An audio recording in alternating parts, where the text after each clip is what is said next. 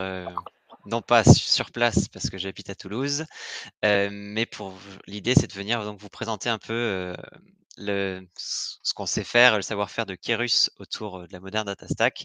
Mais plus concrètement, je vais déployer un peu comment concevoir une architecture moderne de données conciliant DataOps et FinOps, sachant que le thème de la soirée, c'est FinOps. Ces deux piliers vont très bien ensemble. Alors, avant de plonger, donc je me présente, Antoine Giraud, j'ai une mission longue en ce moment où j'ai un titre, on va dire, d'analytics engineer. Si ça vous parle, tant mieux. Sinon, c'est, à la croisée des chemins entre l'analyste de données et l'ingénieur de données. Hem, Parfait. Et finalement, je travaille donc, pour Kerus à Toulouse pour aider à faire rayonner un peu, le savoir-faire de la boutique côté Grand Ouest. Alors, pour aujourd'hui donc, voilà. Alors un 1er constat, côté DataOps, donc l'entreprise Enterprise Strategy Group soutient que la moitié des organisations qui utilisent les stratégies DataOps, qu'on a une moitié des organisations qui utilisent donc des stratégies DataOps pour les aider à améliorer leur quotidien en termes de qualité, exactitude, agilité et gouvernance des données. D'un autre côté, côté FinOps, 90 des entreprises ont recours au cloud avant tout pour diminuer leurs coûts. Malheureusement, 75 des entreprises qui ne pilotent pas ces coûts d'implémentation dans le cloud paieront en moyenne 30 plus cher que les autres entreprises. Dans tout ça, c'est sûr que notre écosystème de données est en plein essor, il y a énormément d'acteurs et il faut faire un peu preuve de clairvoyance, faire attention, et surtout, par exemple, quand on commence à entendre de nos jours la rationalisation de nos systèmes d'information.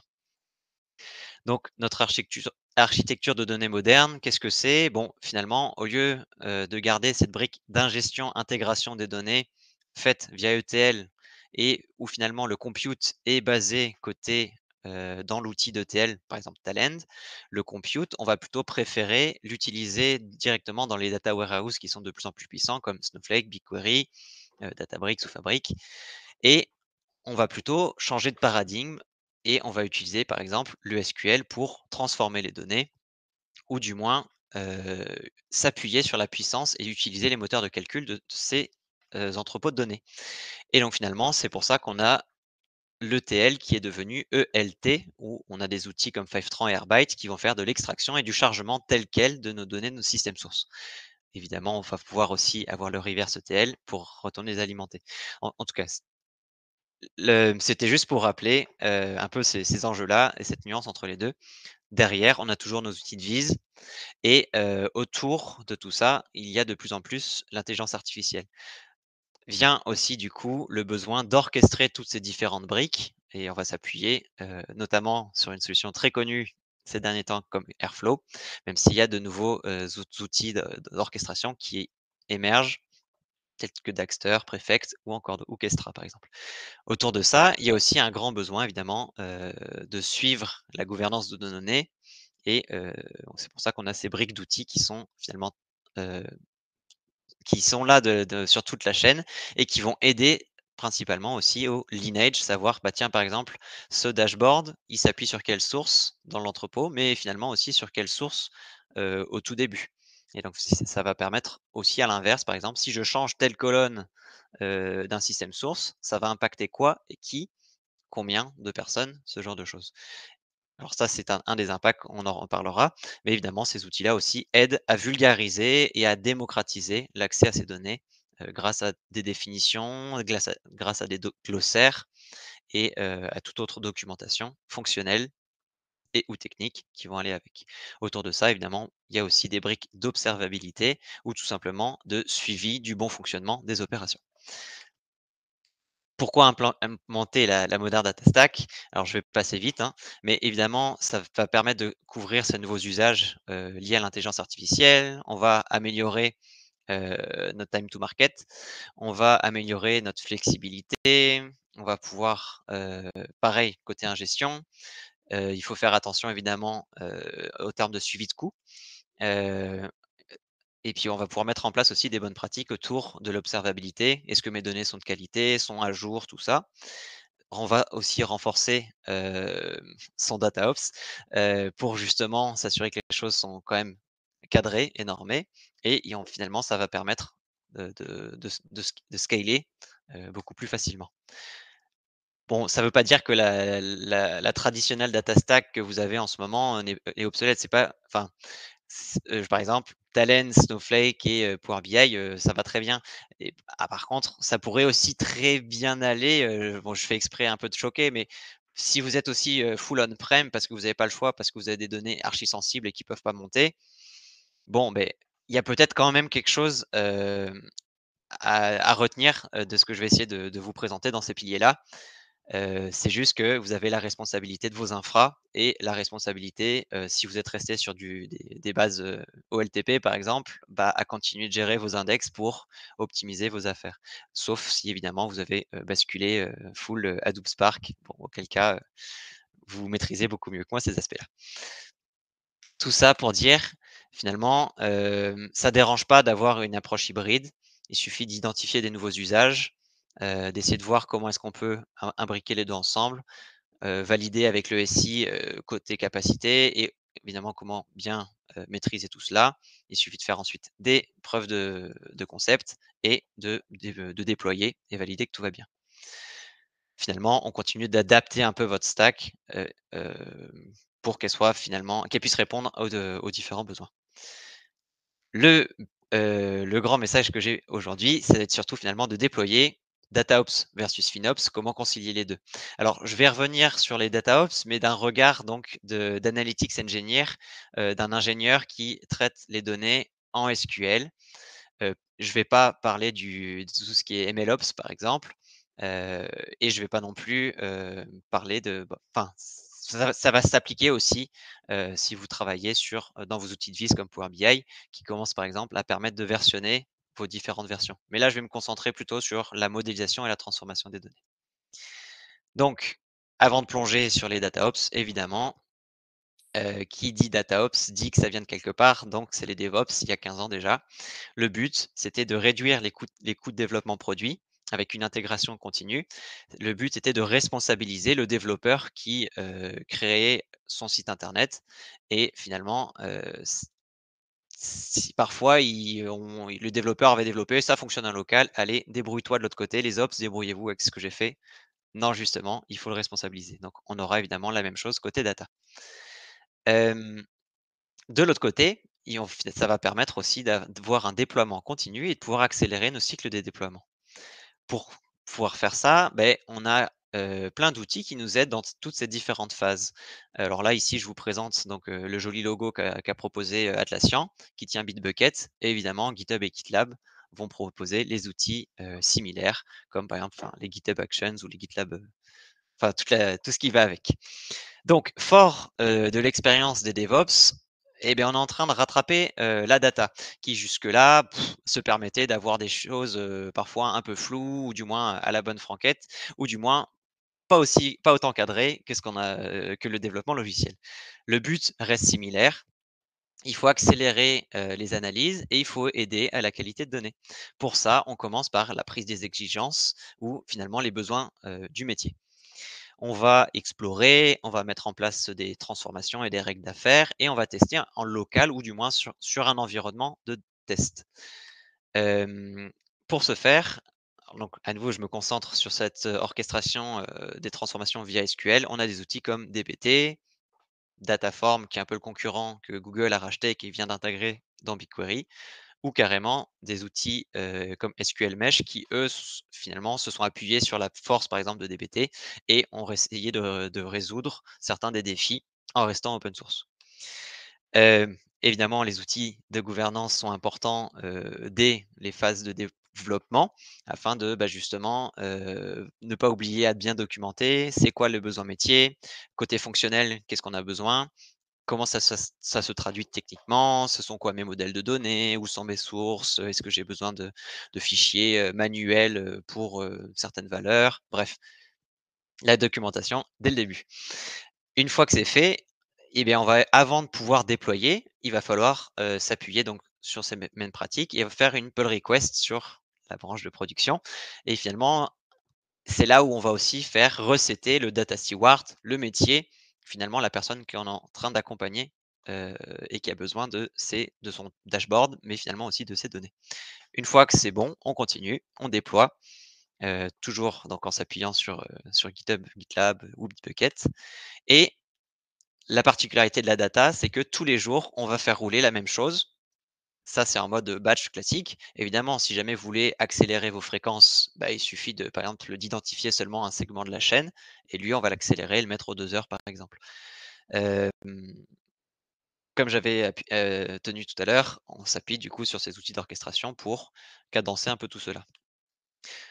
Et la partie suivi, du bon usage, c'est là où on va, le monitoring, si on veut dire. Par exemple, si on a une alerte et que, une table ne s'est pas chargée, il faut qu'on soit prévenu sur notre chat. Il faut aussi évidemment suivre les temps de traitement. Par exemple, si, c'est ce que je mets là en tout petit exprès, mais à travers les diagrammes de Gantt de tous les chargements de table, et ben il faut quand même suivre que les choses se passent bien. Par exemple, là, ici, il y a une un CSV qui était gros et qui prenait 2h30. Bon, ben c'est si par exemple, si on le passe en incrémental, ça va aller mieux, on va gagner du temps et finalement, si jamais il y a un plantage d'ailleurs aussi, bah, on va pas devoir attendre 5 heures, alors qu'on a relancé la chaîne à 9 heures et donc finalement, on ne va pas enfin, c'est mieux si quand même le pipeline de données avance. Par exemple, à nouveau, si la chaîne a planté et qu'on la relance qu'à 9 heures et qu'elle finit à 14 heures, bon, bah, on a presque perdu une journée.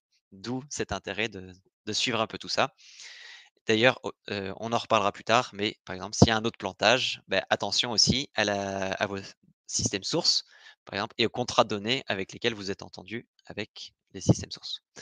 Donc, c'était un peu l'aperçu au niveau, heu, côté DataOps.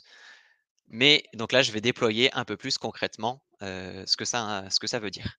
Donc, les DevOps appliqués à la data, c'est finalement permettre, une certaine assurance qualité de tester finalement en faisant comment? En testant notre code avant d'aller en production, en traçant qui a changé quoi, où, quand, donc c'est tout simplement versionner avec Git et faire vérifier les modifications par un tiers, à l'aide de merge request avant de déployer en production. L'impact, bah, du coup, qui dit tester le code avant la mise en prod, en data, ça veut dire que finalement, on va faire des traitements en triple, en dev, en pré-prod, en prod et finalement, voire même sur chacune des fonctionnalités, chacune des branches sur lesquelles on va travailler. Donc si jamais vous travaillez avec des tables qui font des téras et des téras, ça veut dire que ça nous force, bah, pas à brûler du kérosène pour rien, mais en tout cas, on va, brûler, du compute 3 fois, voire plus, pour pouvoir faire ces tests. Côté traçabilité, bon, bah, c'est génial. Si jamais j'ai un plantage en prod, le script n'a pas changé, bah, normalement, c'est pas de sa faute. C'est d'où les contrats de données, par exemple, qui permettent de s'assurer que, on s'est bien entendu sur ce qu'on reçoit de la part du système source. Ça peut tous aussi, par contre, être un oubli d'une hypothèse dans la modélisation. Pour les merge requests, l'avantage, c'est que ça permet d'harmoniser les pratiques. Par contre, attention aux tests manuels chronophages et à nouveau cet impact de un environnement de dev par fonctionnalité. Pour essayer de simplifier les choses, côté DevOps, ce qu'on a en place, c'est par exemple des tests automatiques avant, de pousser en production, qui peuvent d'ailleurs empêcher, la merge request d'être faite. Typiquement, valider que mes scripts SQL sont fonctionnels, sinon ça sert à rien d'aller plus loin. Est-ce que mes scripts SQL respectent des standards d'indentation, de complexité? Est-ce qu'il y a des redondances? Est-ce que le code est testé? Bon, et ça veut dire quoi le code est testé en data? Ça, c'est une grande question. Côté FinOps, quelques pistes pour limiter les coûts, et c'est le but de la FinOps. Hem, Est-ce que, bah, à nouveau, mon code est fonctionnel? C'est super, ça évite, bah, déjà, ça permet d'être prévenu et ça évite de faire rouler quoi que ce soit. Hem Et pourquoi pas travailler sur un échantillon? Par exemple, que les 3 derniers mois, s'il y en a en dev ou en pré-prod. Ça permettrait d'éviter de faire jouer les 15 années d'historique. C'est là aussi, on va pouvoir, par exemple, proposer des chargements incrémentales.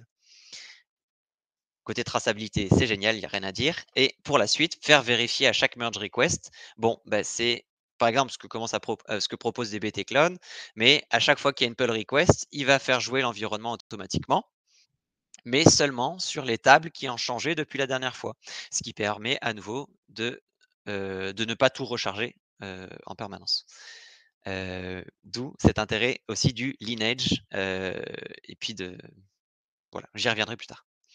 Donc ça, c'était les DevOps plus concrètement appliqués aux DataOps et pour la suite, je vais déployer un peu autour d'autres points d'attention, qu'il y a autour.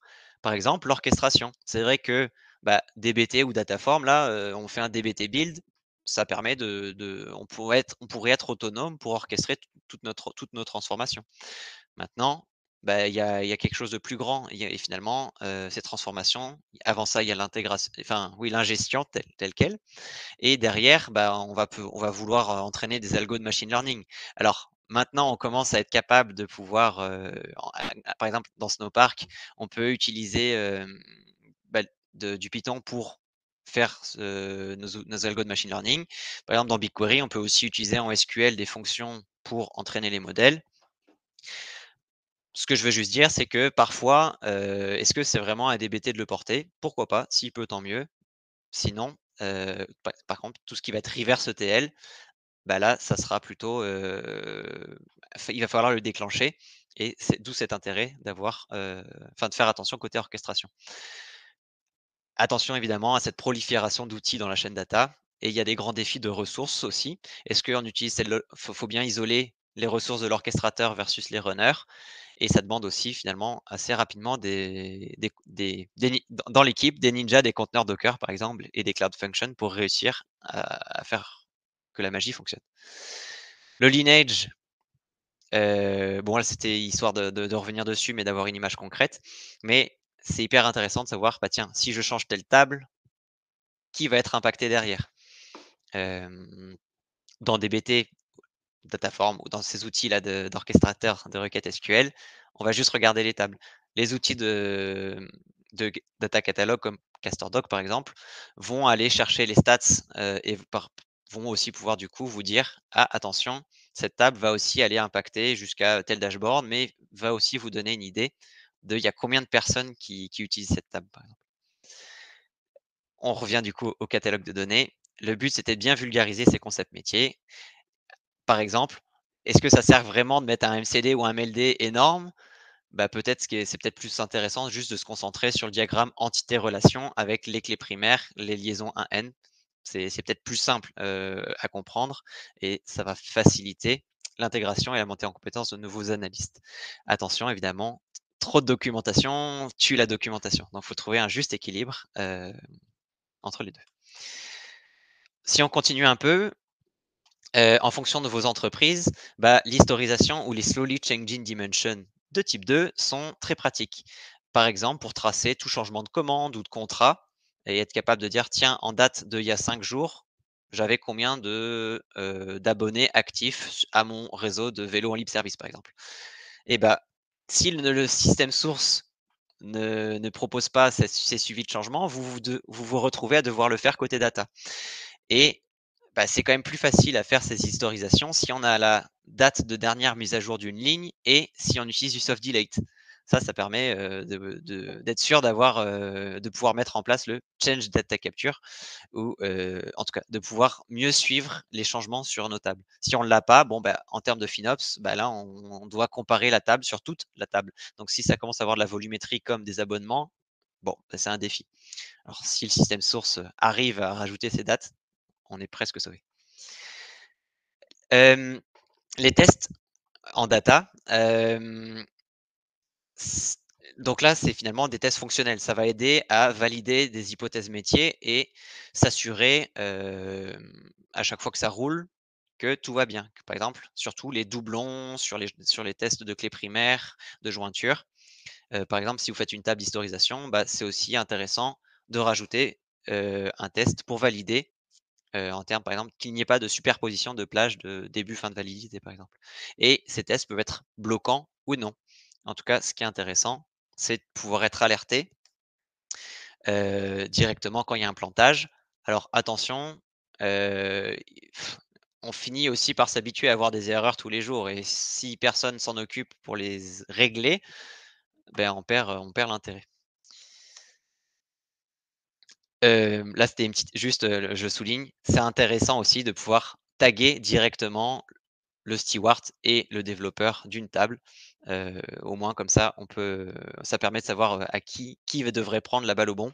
Ou alors ça permet à l'ingénieur, de data platform, en veille ce week-end-là de se dire: «Attends, qui est-ce qui peut m'aider? Parce que là je suis un peu perdu». Et en tout cas, l'avantage de ces chats-là dans Slack ou autre, bah, on voit aussi l'évolution du bon traitement de ces erreurs. Pour finir, je bascule côté FinOps.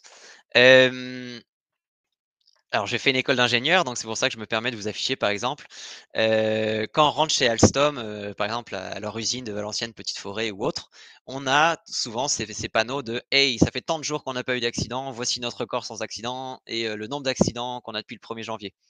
Bah, pourquoi pas, se proposer ça à l'équipe data? Ça permettrait d'avoir un peu un suivi de notre qualité de service. En tout cas, ce qui est intéressant, c'est de suivre les délais moyens d'indisponibilité, pardon, pouvoir essayer de les quantifier, essayer d'identifier ses causes, les impacts. Ça serait, une bonne idée de pouvoir suivre tout ça. Par exemple, les bonnes pratiques sont de ne pas faire de mise en prod le vendredi. Toujours côté FinOps, ce que je trouve hyper intéressant et enfin, c'est de suivre aussi le stockage et de pouvoir faire du ménage sur les tables non utilisées depuis tant de jours, les tables non actualisées depuis tant de jours. Heu, mais évidemment, ça va pouvoir se transposer côté outil de visualisation de données. Est-ce que mon rapport est vraiment utilisé? Ça sert vraiment à quelque chose que je l'actualise tous les jours? C'est en tout cas, c'est intéressant de l'avoir en tête et de s'appuyer finalement sur, les tables, c'est souvent dans information schéma, dans les bases de données par exemple, ou alors d'exporter, les stats d'usage des différents outils de vise. En tout cas, c'est quelque chose à suivre. Le temps de traitement, j'en avais un peu parlé tout à l'heure. Ça permet, de se poser des questions. Par exemple, est-ce que je fais une table ou est-ce que je fais une vue? La vue a l'avantage de ne pas avoir au moins on est sûr que si quelqu'un l'utilise, les données sont à jour. Par contre, s'il y a 100 utilisateurs derrière, bah, ils vont, faire le compute 100 fois. Et du même principe, est-ce qu'on fait du full refresh parce que ça coûte pas trop cher en termes de volumétrie? Mais bon, au bout d'un moment, si mon fichier met 2h30, autant le passer en incrémental. Par contre, l'incrémental va venir amener une complexité, par exemple sur les rejeux, va y avoir une complexité pour être sûr, que nos données, on l'a bien mis en place. Donc à nouveau le change des data capture et donc finalement avoir des bonnes, le voir la disponi la po dans les tables, avoir la date de dernière mise à jour et du soft delete va aider à y arriver. Il y a aussi les grandes questions, bah, par exemple, Snowflake propose du stream, versus un merging to. Il y a aussi les grandes questions sur la fréquence. Est-ce qu'on a vraiment besoin des données en temps réel? Bon, si c'est pour suivre le bon démarrage d'une campagne, d'un nouveau produit pour le marketing, oui, effectivement, ils vont en avoir besoin de le suivre, j'allais dire à la culotte, toutes les 5 minutes pour, s'assurer que, ça part dans le bon sens. Mais est-ce que c'est vraiment le besoin et le cas pour tout le monde? Peut-être qu'aux 2 heures suffit amplement. Peut-être qu'à 8 heures, midi, 16 heures suffit aussi amplement ou tout simplement une fois par nuit. Et pour finir, le compute. Alors je ne sais pas si vous arrivez à voir, mais, à droite, je vous ai mis exprès, des requêtes SQL qui ressemblent à une gare de triage.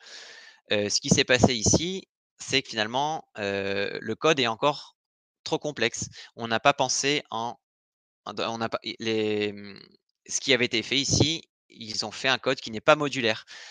Typiquement, il y avait une centaine de requêtes où ils ont copié en permanence la même requête du début, où il y avait une trentaine de left join et c'est d'où cet effet hall de gare. Finalement, le code, il se répète en permanence et heu, ce n'est absolument pas une bonne pratique et donc côté compute, bah, il faut pas juste se dire: «Allez, je passe du XS au XL, le temps de traitement, ça va aller mieux». C'est un peu dommage. Autant essayer de voir pour mieux, penser la modélisation et aussi optimiser son code. Potentiellement, autour de ça, ça serait peut-être intéressant aussi de sensibiliser les équipes sur, bah, le coût de leurs requêtes, par exemple, qu'ils exécutent, chaque semaine ou chaque mois. Pour finir, un peu de veille techno et vu que c'était le sujet du jour et que j'avais entendu, qu'il y avait, quelques usagers de GCP et BigQuery, je me permets de faire de la pub du coup sur une super, newsletter autour de la data fait par Christophe Blefary et typiquement, vous voyez ça c'était celle de la semaine dernière. comment est-ce que une personne, donc là, Junaid, qui avait économisé 70K en un mois sur BigQuery, par exemple. Bon, il va déployer un peu plus ce que je viens de vous présenter. Par exemple, il y a aussi c'était juste pour dire que c'est une mine d'or, pour pouvoir aller plus loin et toujours autour de ce sujet-là, 3 autres noms. Axel et Constantin, par exemple, ils partagent énormément d'astuces, qu'ils voient passer, sur les fonctionnements de BigQuery. Typiquement, la semaine dernière aussi, dans BigQuery, quand on fait un delete where telle date et que cette date, ce champ date est utilisé dans les partitions, ça coûte pas un rond versus avant. Et pour finir, par exemple, Paul Marcombe, lui, il a carrément créé Big Functions et c'est super pratique. On peut les utiliser directement depuis BigQuery. Par exemple, pour HomeServe, l'entreprise pour laquelle je travaille, je l'ai utilisé pour aller, une fois que ma requête SQL et ma table donc a fini de charger, en post-opération, j'ai utilisé une de ces big functions qui permet de pousser sur un pub sub un petit message en disant s'il te plaît, actualise tel extrait de données tableau. Bon, derrière ça, mes collègues n'ont pas utilisé les cloud functions, mais un USB Talend, qu'importe. Au moins, ce qui était intéressant, c'est que depuis Dataform, qui est utilisé par HomeServe, à la fin d'une table, je suis capable, en tant qu'analyste, de dire hey, s'il te plaît, actualise directement ma source de données tableau. Et ça aide énormément à rendre autonome l'analyse de données. Voilà. Donc pour finir, bah, comment devenir, data driven plus facilement et plus rapidement? En tout cas, il n'y a pas de grande pression sur vos choix d'architecture dans le sens où ils vont pas persister jusqu'à la fin des temps. Et ce qui est important, c'est d'être flexible, adapté et d'être capable de suivre un peu, le dimensionnement croissant. La FinOps et la gouvernance sont importantes pour bien maîtriser, le fonctionnement et les coûts.